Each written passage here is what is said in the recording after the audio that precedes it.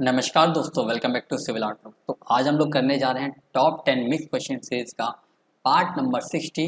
ये सीरीज आपके आने वाले सिविल के सभी एई और जेई एग्जाम्स के लिए बहुत ही इंपॉर्टेंट एंड हेल्पफुल होने वाली है, चाहे वो डीडीए जेई हो, रेलवे जेई हो, एसएससी जेई हो। ओके, इस वीडियो का एम रखते हैं हम लोग 10 लाइक है। जितना ज़्यादा आप लोग लाइक करोगे उतना रेगुलर एंड क्वालिटी कंटेंट आप लोगों को मिलता रहेगा। और इस वीडियो का एम के साथ साथ एक चीज़ मैं बता दूं कि आउट ऑफ 10 लास्ट में आपका स्कोर क्या रहेगा, ये भी कमेंट करके आप लोगों को जरूर बताना है। ओके, तो चलिए लेक्चर को स्टार्ट करते हैं। और उससे पहले मैं अपने बारे में कुछ इन्फॉर्मेशन बता दूं। स्लाइड नहीं लगाई है तो मैं बता देता हूँ तो कि क्वालिफिकेशन क्या है मेरी। तो मैंने डिप्लोमा प्लस बीटेक कर रखा है। एग्ज़ाम कौन कौन से मैं सिलेक्टेड हूँ? PMIDC JE, PGCIL JE, okay, NPCIL scientific assistant grade B written मैंने निकाल लिया है, ठीक है। और मल्टीपल टाइम गेट क्वालिफाइड हूँ, ठीक है। और इसके साथ ही मैंने HCL का अप्रेंटिस का एग्ज़ाम निकाल लिया था, उसमें भी मैं सेलेक्ट हो गया था, वो भी मैंने नहीं किया था। ओके, इसी के साथ मैं पावर ग्रिड में ही AE पे अप्रेंटिस सिलेक्टेड हूँ बाय इंटरव्यू, ठीक है। तो ये मेरे कुछ क्वालिफिकेशन है और मेरा कुछ एक्सपीरियंस है जो मैंने एग्ज़ाम सेलेक्ट किए। इतने एग्ज़ाम मैंने निकाले तो मेरा कुछ एक्सपीरियंस ही आप लोगों के काम आएगा। ओके, तो चलिए वन बाय वन क्वेश्चन को स्टार्ट करते हैं। अच्छा, तो क्या क्या था पहला question? Minimum nominal cover provided in tidal zone, ठीक है। अच्छा, टाइडल जोन की बात आ रही है। अच्छा, आइस कोड की एक टेबल याद आ रही है क्या आपको? हाँ सर, आ रही है। पहले क्या होता है, उसमें माइल्ड होता है, फिर क्या होता है, मॉडरेट होता है, फिर क्या होता है सर, सीवियर होता है, फिर क्या होता है, वेरी सीवियर होता है, ओके, फिर एक्सट्रीम होता है। अच्छा, एक्सट्रीम में ही तो टाइडल जोन आता है। हाँ सर, आता है, बात तो सही कह रहे हो। अच्छा, इन सब के जो नॉमिनल कवर हैं, क्लियर कवर हैं, वो मैं लिख दूं, यहाँ पे लिख दूं सर, ठीक। सारे में लिख रहा हूँ, याद कर लेना है ना। किसमें लिख रहा हूँ? में। ये 20 होता है, 30, 40, 50, 75, ठीक है। तो ये क्या मैंने सीक्वेंस में लिख दिया। अगर अगर आपसे फ्यूचर में कभी भी किसी भी जोन से रिलेटेड कुछ भी पूछेगा तो आप यहाँ से इसका आंसर बता सकते हो, है ना, कि कौन सा क्या है क्या नहीं है। ओके, याद कर लेना कैसे। माइल्ड का कितना होता है? 20। मॉडरेट का कितना होता है? 30। सीवियर का कितना होता है? 40। वेरी सीवियर का कितना होता है? 50। और एक्सट्रीम की अगर मैं बात करूं, जो टाइडल जोन वाली बात है, तो वो कितना होता है हमारा? 75, ठीक है। ये सारे के सारे आप लोगों को याद कर लेने के हैं, क्योंकि इस टेबल से कभी ना कभी एक ना एक क्वेश्चन आता ही आता है, आप लोग भी जानते हैं इस बात को, ठीक है। तो इसको आप लोगों को टेबल को याद कर लेना अच्छी तरह से। ठीक है, ये 45 आएगा इधर, है ना, 20, 30, 45, 50, 75, ठीक है। ये सीक्वेंस होता है, तो ये थोड़ा डिस्टर्ब हो गया ना, तो इसको भी आप करेक्ट कर लेना। 20, 30, 45, 50, 75 सीक्वेंस में जैसे मैंने याद कर दिया है, ठीक है, मैंने रिकॉल कर दिया था तुरंत ही, है ना। 20, 30, 45, 50, 75, ठीक है। तो मैंने ऐसे इसको रिकॉल कर रखा है, अपना रिदम बना लो या फिर कोई भी सॉन्ग समझ लो, तो उस वे में मैंने इसको याद कर लिया है, ठीक है। लेकिन किसके लिए याद रखना है? RCC के लिए, ठीक है। लेकिन आजकल एग्जाम में PCC के लिए पूछने लग गया, तो टेबल के अकॉर्डिंग आप उसको भी देख लेना एक बार जरूर, है ना। चलो, तो इसका आंसर क्या होगा? ऑप्शन नंबर सी इधर राइट आंसर, ठीक है ना। चलो अगला क्वेश्चन देखते हैं। Which of the following is the correct dimension of surface tension? Surface tension क्या होता है? फोर्स पर यूनिट लेंथ, यानी न्यूटन पर मीटर। न्यूटन पर मीटर कहीं दिख रहा है? न्यूटन पर मीटर कर रहा है, ये तो होगा ही नहीं ना, न्यूटन पर मीटर होता है सर, ठीक है। पर मीटर इसमें दिख रहा है, इसमें दिख रहा है, अरे जूल दिख रहा है सर, ये तो ये भी नहीं होगा। अच्छा, ये हो सकता है क्या? हो सकता है, क्योंकि जो सरफेस टेंशन होता है, सरफेस टेंशन का फॉर्मूला होता है फोर्स पर यूनिट लेंथ, यानी वर्क डन पर यूनिट एरिया। वर्क डन को क्या बोलते हैं? जूल। एरिया क्या होती है? Metre square. तो आंसर क्या? ऑप्शन नंबर बी इधर राइट आंसर, जूल पर मीटर स्क्वायर, ठीक है ना। तो जो भी वर्क डन करता है सरफेस टेंशन, एक एरिया पे तो करता है ना, एक एरिया पे तो करता है, तो ये भी यूनिट है। ओके, चलो अब अगला क्वेश्चन है। Deep beam is mainly provided to withstand, ठीक है। अच्छा, डीप बीम, अब अगर मैं बात करूँ डीप बीम या फिर डीप बीम में बात करूँ अगर मैं, तो दो आती हैं, simply supported and continuous. Simply supported की बात करूँ तो L/D का रेशियो 2 होता है, कंटिन्यूस के लिए 2.5 होता है, दोनों याद रखना, ठीक है। अच्छा, किसके लिए प्रोवाइड करते हैं? तो हैवी पॉइंट लोड के पर्पज से हम लोग डीप बीम प्रोवाइड करते हैं। तो आंसर क्या, option number C is the right answer. ठीक है, चलो अगला क्वेश्चन देखते हैं। As the depth of isobar increases, the intensity of stress increase, decrease, remain constant, initially decrease and then increase। अच्छा, कॉमन सेंस की बात करूं, क्वेश्चन को छोड़ दो। अगर मैं बोलूं कि जैसे आपका सिर है, जैसे हाँ आपका ये है, ठीक है, ये आपका सिर है, अगर आपको कोई यहाँ पे पॉइंट लोड लगाएगा तो यहाँ पे सबसे ज़्यादा इंटेंसिटी होगी। जैसे जैसे नीचे आते जाओगे तो इंटेंसिटी लोड की क्या होती है, कम होती जाती है। तो जैसे जैसे डेप्थ इंक्रीज होती है, आइसोबार की depth increases, intensity of stress क्या होगी, डिक्रीज होगी। तो आंसर क्या, option number B is the right answer. ठीक है ना, चलो अब अगला क्वेश्चन देखते हैं क्या कहता है। अच्छा, बहुत अच्छा क्वेश्चन है, इसको समझते हैं। The velocity of flow in a sewer does not depends on. अच्छा, अब यहाँ पे देखो एक चीज मैं बताता हूँ। तो कौन सा फॉर्मूला यूज करते हैं हम लोग, मैनिंग्स फॉर्मूला। कौन सा, मैनिंग्स फॉर्मूला। ठीक है, अच्छा, वेलोसिटी क्या होती है, 1/n r की पावर 2/3 s की पावर 1/2। चलो ठीक है, r क्या है, हाइड्रोलिक रेडियस या फिर हाइड्रोलिक मीन डेप्थ। आर क्या होता है, A/P होता है सर। अच्छा, डी क्या होता है, ये होता है हाइड्रोलिक डेप्थ। अच्छा, इसका फॉर्मूला क्या होता है, ये A/T होता है। तो कंफ्यूज मत होना इसमें और इसमें। ठीक है, चलो पहली बात ये है। अच्छा, वेलोसिटी अगर हम सीवर की बात करें तो इस फॉर्मूले से निकालते हैं। ठीक है, पहला ऑप्शन देखते हैं, ग्रेड ऑफ सीवर। जो स्लोप होती है वो ग्रेड ऑफ सीवर बता दी, तो ये तो हो नहीं सकता, इस पर डिपेंड करती है। ठीक है, लेंथ ऑफ सीवर, इसका भी हम लोग बात करेंगे। Hydraulic mean depth of water, ठीक है, सॉरी सीवर, क्योंकि हम लोग वाटर की बात कर देते हैं तो यहाँ पे सीवर है वाटर की जगह। ठीक है, तो हाइड्रोलिक मीन डेप्थ यानी आर पे डिपेंड करती है, तो इस पे करती है, तो ये नहीं होगा क्योंकि किस पे डिपेंड नहीं करती वो बताना। अच्छा, रफनेस यानी कि उसका एन की वैल्यू यानी इस पे डिपेंड करती है, हाँ ये करती है, तो ये भी आंसर नहीं होगा। तो लेंथ कहीं भी इस फॉर्मूले में आपको नहीं दिख रहा, तो आंसर क्या हो गया, option number B is the right answer. ठीक है ना, चलो अगला क्वेश्चन देखते हैं। Specify the name of the portion of the stair indicated by the arrow in the image. अच्छा, एरो नहीं दिख रहा आप लोगों को, तो आप लोग बोलोगे सर कोई भी आंसर बता देंगे, तो चलो मैं एरो बना देता हूँ ये। अब बताओ भाई, अब बताओ कि क्या होने वाला है ना, अब बताओ कि क्या आंसर होने वाला है। हैंड ड्रिल बोलोगे तो मारूंगा, क्यों, ये होती है हैंड ड्रिल जिसपे हाथ रख के चलते हो वो रेल, तो हैंड ड्रिल तो ये तो होगा नहीं। अच्छा, नेवल पोस्ट कौन सी होती है, तो ये गुम्बद बनती है ना, इसी को नेवल पोस्ट बोलते हैं, है ना, नेवल पोस्ट। चलो ये भी मार पड़ जाएगी, ये भी नहीं होगा। सॉफिट क्या होता है, अच्छा जो भी स्टेयर होती है उसके नीचे वाले पोर्शन को हम लोग सॉफिट बोलते हैं, सॉफिट। ठीक है, अच्छा स्लैब होगी, स्लैब के नीचे वाला पोर्शन उसको भी सॉफिट बोलते हैं। किसी भी स्ट्रक्चर का नीचे वाला पोर्शन होता है बॉटम पोर्शन, ओके, उसको सॉफिट बोलते हैं, तो ये भी नहीं होगा। अच्छा, बलुस्टर बोलते हैं क्या सर इसको, हाँ बलुस्टर ही बोलते हैं भैया, है ना, तो उसको क्या बोलते हैं, उसको क्या बोलते हैं, याद रखना, बलुस्टर। अच्छा, ये पिच होती है इसको स्लो बोलते हैं, थीटा, वो कहाँ से कहाँ तक होता है, तो ये होता है 25 से लेकर 40 डिग्री, तो ये भी याद रखना। तो जितना डाटा मैं बोल रहा हूँ सारा का सारा इंपॉर्टेंट है भाई, याद कर लो उसको। ठीक है, तो आंसर क्या, option number D is the right answer. ठीक है ना, चलो अब अगला क्वेश्चन देखते हैं। When was the water act enacted by the Indian parliament, यानी ये water prevention control of pollution जिसकी हम लोग बात कर देते हैं, वो एक्ट में कब लाया गया पार्लियामेंट के द्वारा, कब लाया गया, 1974। Answer option number B is right answer. अच्छा, कुछ लोग सोचेंगे सर ये क्वेश्चन हम लोग को याद करना चाहिए या नहीं करना चाहिए। देखो ENJE एग्जाम कॉन्सेप्ट तो ठीक है अपनी जगह, लेकिन डाटा बेस ज़्यादा है, डाटा आपको ज़्यादा याद करना पड़ता है।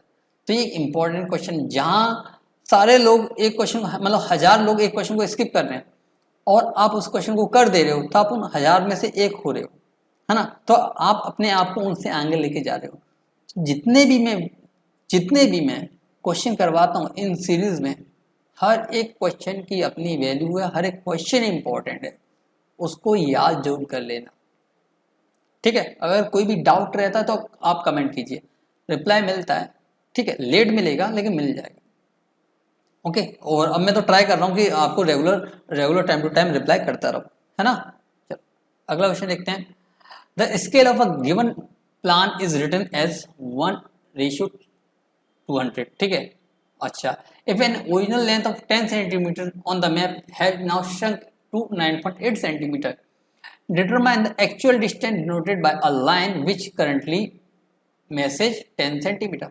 तो क्या हुआ, बात ये हुई कि मेरी कोई भी डिस्टेंस होगी x डिस्टेंस, मान लो x किलोमीटर, मीटर, कुछ भी मान लो, x मीटर मैं मान लेता हूँ कि मीटर में आंसर दे रखा है, x मीटर में की डिस्टेंस थी। तो मैंने क्या किया, एक स्केल का रेशियो लिया 1:200 और उसको कन्वर्ट किस में कर दिया, एक मैप में कन्वर्ट कर दिया भाई।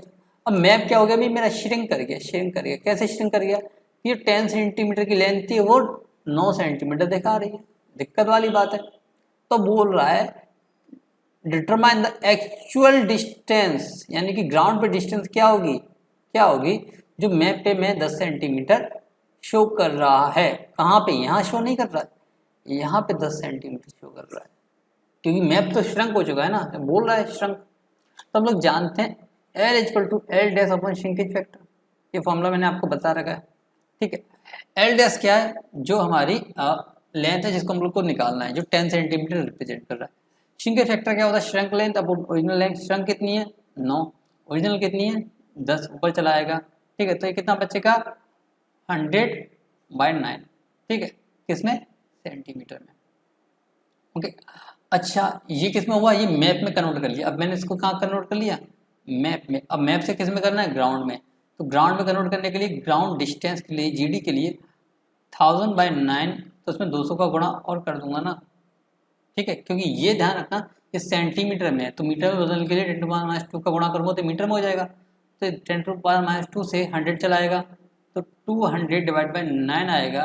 तो ये 2 9 दूनी 18, फिर तो आएगा 9 दूनी 18, तो लगभग ये 20 के अराउंड आना चाहिए। तो ये आपका आएगा 22.22, ठीक है। ऐसी सीरीज में चलता है, यानी ये मीटर में आएगा। अच्छा, इसके अप्रॉक्स आंसर क्या दिख रहा है, आंसर दिख रहा है इसके लगभग option number C is the right answer, ठीक है। सी क्यों नहीं है इसका आंसर, कुछ मिसिंग हो रहा है क्या। अच्छा, ये है, इसमें आउट हो गया, ये चीज़ है ना, 9.8 आएगा, 9.8 आएगा, नहीं 200/9.8 करेंगे तो लगभग अगर मैं इसको 10 मान लूँ तो ये 20 रहेगा। 20 से जस्ट एक वैल्यू ज़्यादा, थोड़ी सी वैल्यू ज़्यादा आएगी, तो 20 से जस्ट ज़्यादा क्या है, option number A the right answer, ठीक है। तो ये गलत हो गया ना, चलो ठीक है, तो ए राइट आंसर हो गया, गलती हम लोगों ने यहीं पे कैच कर ली, ठीक है। चलो, तो ये क्वेश्चन देखो, ये क्वेश्चन बहुत अच्छा है। A truck has to transport 2000 metre cube of aggregate from a distance of 30 kilometre, यानी कि यहाँ पे मेरा क्या 2 × 10⁻³ मीटर क्यूब क्या है, मेरा एग्रीगेट है। अब इसको मुझे ट्रांसपोर्ट करना है कहाँ पे, 30 किलोमीटर अवे, यहाँ पे साइट है वहाँ पे, ठीक है, ये चीज़ है। Calculate the total cost of the transport of the aggregate if a truck can carry 4 metre cube per trip, यानी एक ट्रक की कैपेसिटी, ट्रक कैपेसिटी कितनी है भाई, 4 मीटर क्यूब, 4 मीटर क्यूब एक बार में ले जा सकता है। अच्छा, यहाँ से नंबर ऑफ ट्रिप निकाल सकते हैं हम लोग, नंबर ऑफ ट्रिप, इसको मैं n बोल रहा हूँ, कितना रहेगा 10⁻³ और 4, तो ये 500 ट्रिप लगी, यानी 500 चक्कर मारेगा, 500 चक्कर मारेगा तो वो 2000 मीटर क्यूब एग्रीगेट को ले जाएगा, ठीक। The kilometre rate of the carriage inclusive of loading and unloading, यानी कि लोडिंग और अनलोडिंग दोनों के साथ ही वो बोल रहा है कि फर्स्ट 10 किलोमीटर की रेट बता दी 7.5 पर मीटर क्यूब पर किलोमीटर, ठीक है। दूसरा क्या बोल रहा है वो 11 to 30 किलोमीटर 3.50 पर क्यूबिक पर किलोमीटर, ठीक है। तो हम लोग क्या कर देते हैं, कॉस्ट निकाल लेते हैं इसकी।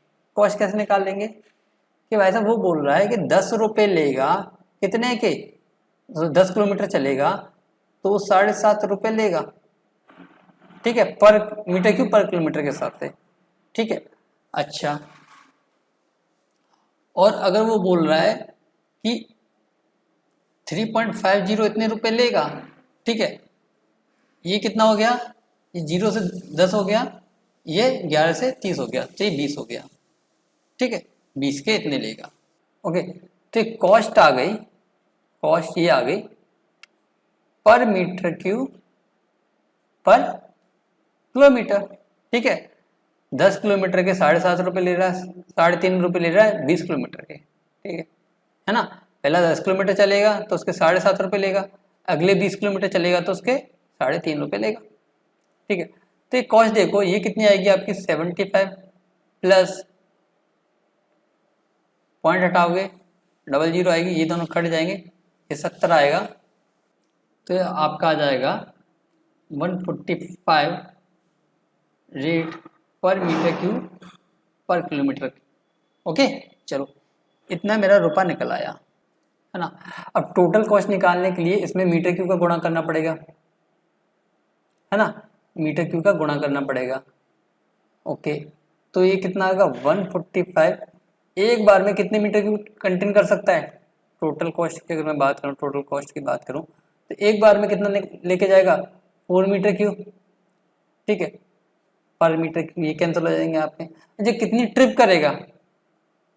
500 ट्रिप करेगा। कितनी ट्रिप करेगा? 500 ट्रिप करेगा, है ना, 500 ट्रिप करेगा, तो इससे पैसा हमारा निकल आएगा।